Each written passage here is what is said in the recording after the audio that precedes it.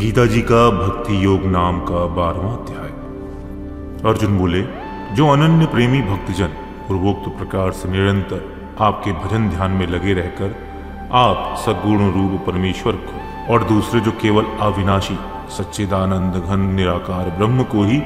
अतिश्रेष्ठ भाव से भजते हैं, उन दोनों प्रकार के उपासकों में अति उत्तम योग वेत्ता कौन है? श्री भगवान बोले, मुझ में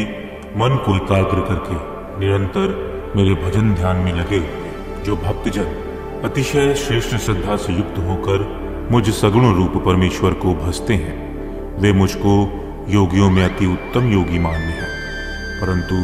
जो पुरुष इंद्रियों के समुदाय को भली प्रकार वश में करके मन बुद्धि से परे सर्वव्यापी अकथनीय स्वरूप और सदा एक रस रहने वाले नित्य अचल निराकार अविनाशी सच्चिदानंद घन ब्रह्म को निरंतर एक ही भाव से ध्यान करते हुए भजते हैं, वे संपूर्ण भूतों के हित में रत और सब में समान भाव वाले योगी मुझको ही प्राप्त होते हैं। उन सच्चिदानंद घन निराकार ब्रह्म में आसक्त चित्त वाले पुरुषों के साधन में परिश्रम विशेष है, क्योंकि देह अभिमानियों के द्वारा अव्यक्त विषय गति दुखपूर्वक प्राप्त की जाती है।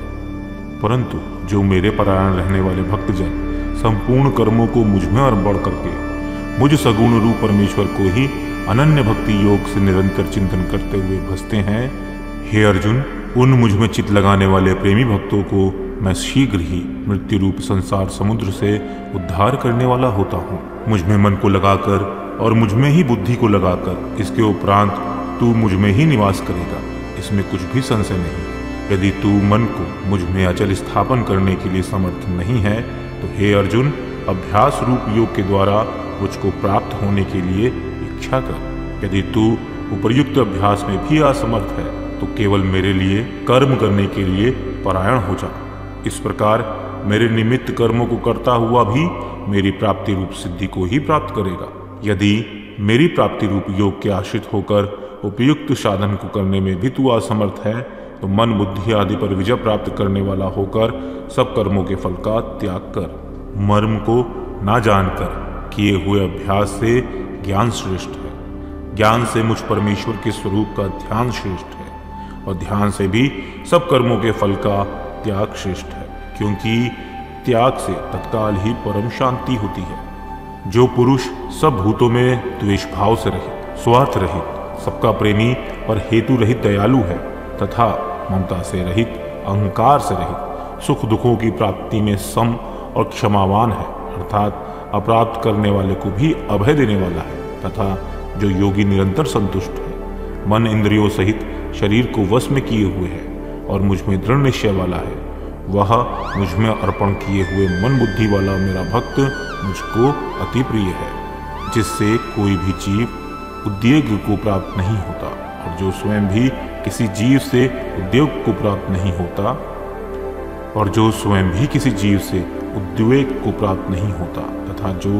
हर्ष अमर्ष भय और उद्वेगवादी से रहित है, वह भक्त मुझको प्रिय है। जो पुरुष आकांक्षा से रहित, बाहर भीतर से शुद्ध, चतुर, पक्षपात से रहित और दुखों से छूटा हुआ है, वह सब आरंभों का त्यागी मेरा भक्त मुझको प्रिय है। जो न कभी हर्षित होता है, न द्वेष करता है, न शोक करता है, न कामना करता है, तथा जो शुभ और अशुभ संपूर्ण कर्मों का त्यागी है, वह भक्ति युक्त पुरुष मुझको प्रिय है। जो शत्रु मित्र में और मान अपमान में सम है, जो सर्दी गर्मी सुख और दुख आदि में सम है और आसक्ति से रहित है, जो निंदा स्तुति को समान समझने वाला, मननशील और जिस किसी भी प्रकार से शरीर का निर्वाह होने में सदा ही संतुष्ट है और रहने के स्थान में ममता और आसक्ति से रहित है, वह स्थिर बुद्धि वाला भक्तिमान पुरुष मुझको अति प्रिय है। परंतु जो श्रद्धा युक्त पुरुष मेरे परायण होकर इस ऊपर कहे हुए धर्ममय अमृत को निष्काम भाव से सेवन करते हैं, वे भक्त मुझको अतिशय प्रिय हैं। इस प्रकार गीता जी का भक्ति योग नाम का 12वां अध्याय पूर्ण होता है।